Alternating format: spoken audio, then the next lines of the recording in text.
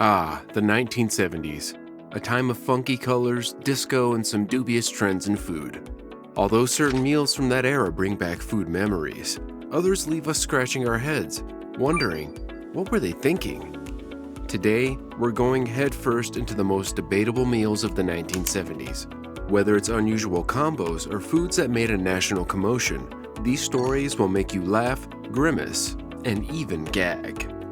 So grab a snack, something regular hopefully, and let's begin this crazy voyage down memory lane. Jell-O had flavors like mixed vegetables, celery, seasoned tomato, and Italian salad. Let's start with an iconic 1970s dish, aspic delights. Gelatin-based foods like aspics and Jell-O salads weren't simply used for desserts back then. They were the centerpiece of every formal dinner party. Imagine a glittering, wobbling mold filled with veggies, fish, or even ham. It may sound outrageous now, but it was the pinnacle of refinement back in the day. They were everywhere, from cookbooks to buffet tables, and many regarded them as culinary pieces of beauty. Hosts would proudly display crafts fashioned like fish, flowers, or rings. But mostly not everyone could handle these shaky miracles. Some individuals liked the crisp, refreshing experience when coupled with savory flavors such as shrimp or chicken. Others felt it was simply bizarre, like why would you suspend perfectly excellent veggies or shellfish in gelatin? Still, aspics represented grace in the 1970s. Were you even trying if you didn't have an aspic at your party? It's funny how controversial these meals were. Families were divided. Some thought they were exquisite. Others couldn't get beyond the wobble. Whether you liked it or disliked it, there was one thing about the aspics all could agree on.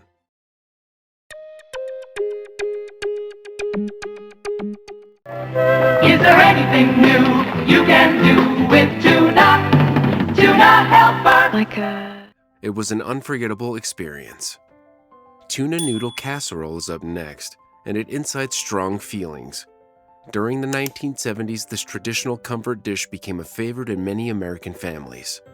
On paper, the recipe felt straightforward.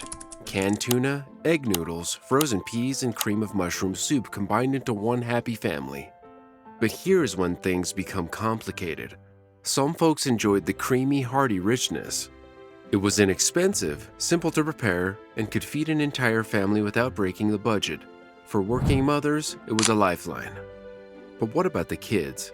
Not always a favorite. Consider sitting at the table when your mother dishes out a warm bowl of delicious casserole. You'd either dive straight in or push it about your plate, hoping mom wouldn't force you to eat it. The tuna's texture blended with the cream sauce didn't exactly suit everyone's food palate, and the smell, well, let's just say it was peculiar.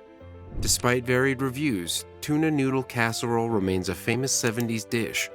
Whether you liked it or not, it embodied the era, cheap, utilitarian, and a touch of odd. It is still available today, though it is often enhanced with upscale ingredients such as gourmet tuna or artisan breadcrumbs. Isn't it fancy?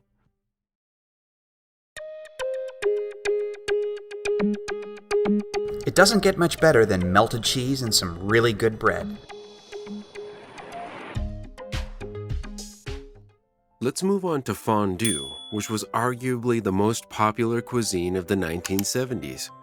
Picture a bunch of friends gathered around a sizzling pot of melted cheese, spearing bread cubes with long forks while laughing and sipping wine.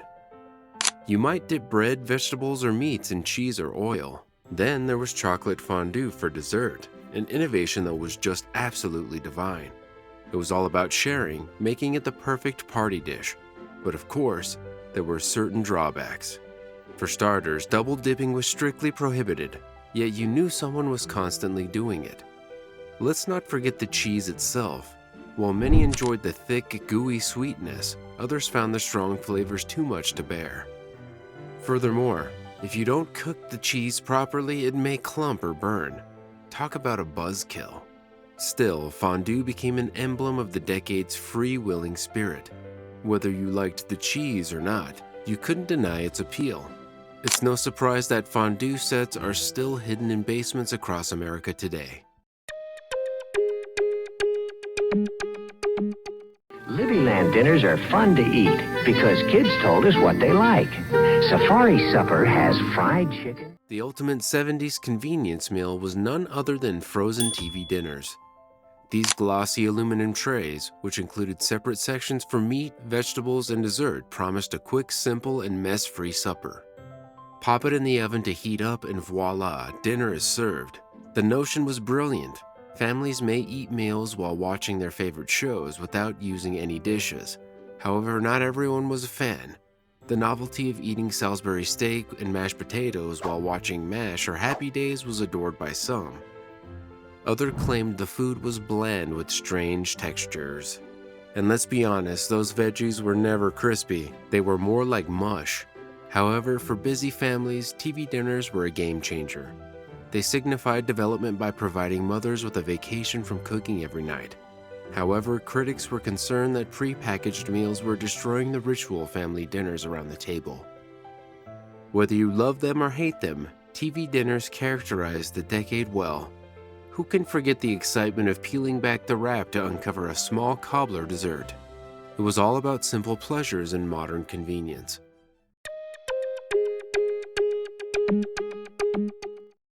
You don't say ham, you say spam. Spam is real spice. Ham, you don't say ham, you say spam. Spam was the ultimate pantry help of the 1970s. First introduced during World War II, Spam made its way into American households during the decade as an economical protein preference. Spam was a popular choice among families wanting to stretch their budget since it was inexpensive, shelf-stable, and simple to prepare. Some people raised questions about the processed nature of Spam. Was that actually meat? What about the flavor? Well, opinions ranged greatly. Some folks enjoyed its salty taste and versatility. Imagine Spam sandwiches or fried Spam served with eggs for breakfast. And others, well, they couldn't overcome its image as mystery meat. Despite conflicting reactions, Spam became an icon of this time. Hormel developed smart marketing campaigns that featured innovative recipes, making Spam appear gourmet rather than plain canned food. Many families appreciated its ease during hectic periods when fresh foods were not always accessible. Spam continues to have a cult following today. It's a throwback to simpler times when supper didn't have to be extravagant to be delicious. And honestly, sometimes a fried piece of Spam on toast does just the trick.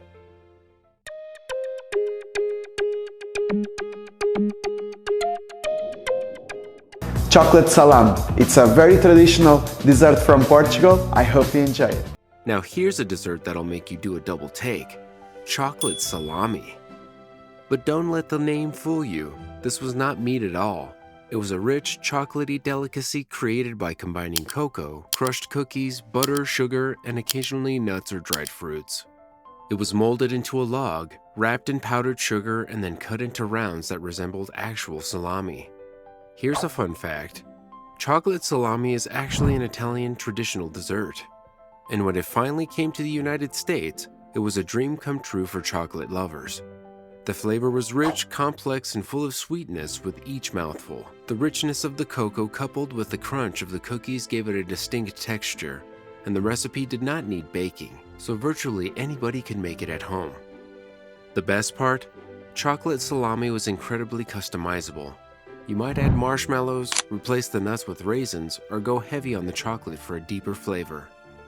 However, not everyone was a fan. For some, the likeness to genuine salami was simply too much. Imagine coming down for dessert and being handed something that resembled cold cuts. It was off-putting. Nevertheless, chocolate salami exemplified 1970s boldness. It blurred the barriers between food categories and encouraged individuals to think beyond the box. Whether you like its unique look or its rich flavor, it's a dessert that you'll remember fondly.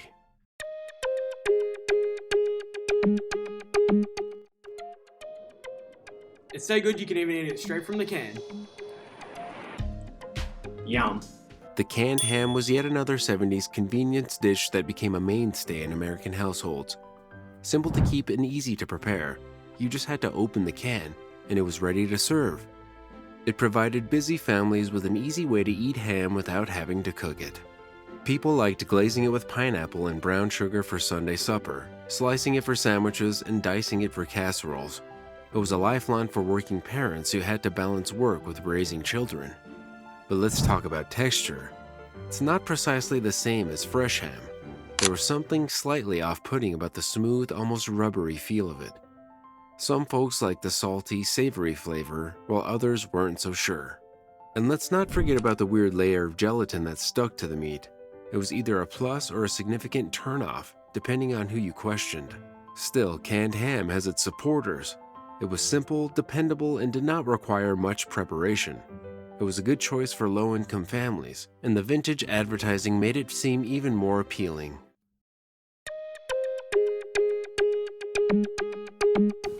All over the world, the word for great coffee flavor is Nescafe. We're the world's favorite brand of instant coffees. Now let's talk about coffee. But not just any coffee. In the 1970s, instant coffee was the unsung hero of many busy mornings. This powdered brew changed the game for a lot of Americans. Instant coffee was promoted as a marvel of modern convenience. There was no need to deal with filters, grinders, or wait for the pot to boil. It was quick, straightforward, and ideal for folks who are constantly on the move. Parents could make a cup before work, teenagers might grab some for late-night studies, and it was popular on camping vacations. But let's be honest, the flavor was controversial. Hardcore coffee fans sometimes dismissed instant coffee as too bitter, too weak, or just not the same as the real deal. On the other hand, many individuals learned to enjoy its distinct flavor. For many, coffee was more than simply a beverage. It was a source of comfort, and instant coffee did not let down.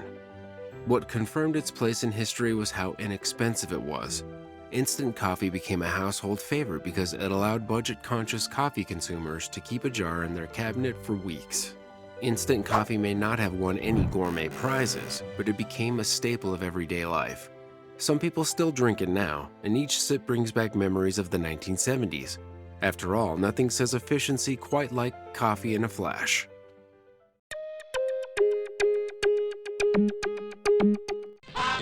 Introducing Pop Rocks Cracklin' Candy. They'll burst all over your mouth in cherry, grape, and orange. Pop Rocks were the candy that defined the 1970s. Literally, these small, brilliant crystals added a new level of pleasure to the sweet world. They were unlike anything else before, fizzing, sizzling, and popping as they melted in your mouth. It was like a science experiment, but a lot more entertaining. And they sounded like this. The feeling was a hit with kids. However, as much as children enjoyed them, they were also the source of one of the decade's most bizarre food legends. Parents were frightened about these outlandish tales, causing nationwide hysteria surrounding the candy frenzy, despite warnings from confectionery producers refuting safety misconceptions. Despite controversies, Pop Rock remained an incredibly popular candy. They were entertaining, distinctive, and ideal for bold children to attempt. Even today, they can be found readily available in many stores as their popularity didn't really fizzle out.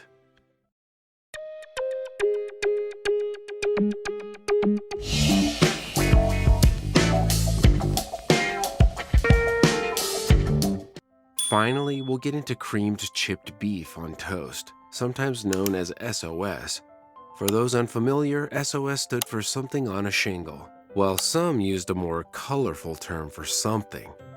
This meal, a creamy combination of dry, salty beef served over toasted bread, was both contentious and nostalgic. In the 1970s, SOS, once a military mainstay, made its way into American households. For busy families, it was a quick, inexpensive supper that satisfied everyone. The creamy white sauce, along with the beef's salty punch, made it robust and fulfilling. But let's speak about texture. It was absolutely unusual. The meat was chewy, and the sauce was thick and lumpy. For them, it was the ultimate comfort meal, evoking memories of family feasts and late-night nibbles. Others considered it an acquired taste. Despite its simple components, SOS had a certain appeal. It wasn't attempting to be spectacular or gourmet. It was practical, filling, and simple to prepare. In the 1970s, that was exactly what many families needed.